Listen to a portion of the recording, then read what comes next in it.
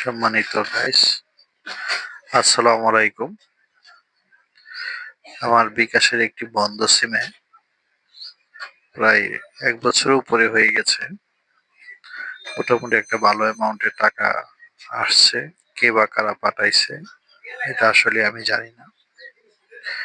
তারপর থেকে আমার সিমটাও আমি সচল রেখেছি যে দেখি কেউ আমার সাথে যোগাযোগ করে কিনা। কিন্তু আদৌ এই পর্যন্ত কেউ কোনো যোগাযোগ করে নাই।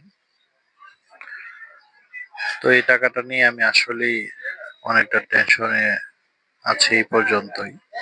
এটা তো আমার না। যার আমানত তাকে ফেরত দিতে হবে। কিন্তু আমি কাকে ফেরত দিব?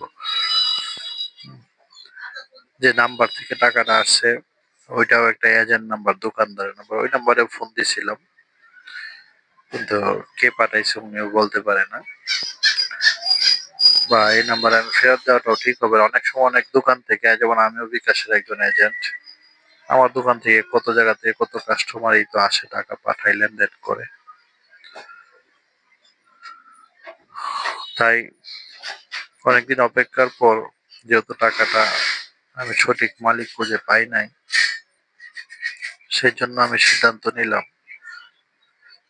যে এই টাকাটা গরিব অসহায় মানুষদেরকে দিয়ে দিব, এবং এই টাকাটা তারা পেলে অবশ্যই যার টাকা তার জন্য যাতে দোয়া করে, এটাও আমি বলে দিচ্ছি তাদেরকে যে টাকাটা আমার না, এই ব্যাপার, আপনারা ওনার জন্য দোয়া করবেন।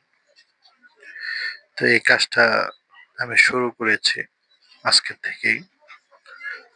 তো আসলে এটা কি সঠিক হচ্ছে কিনা আপনারা অবশ্যই আমাকে কমেন্ট করে জানাবেন যে এই টাকাটা এভাবে যে বিলিয়ে দিচ্ছে এটা কি সঠিক হবে কিনা।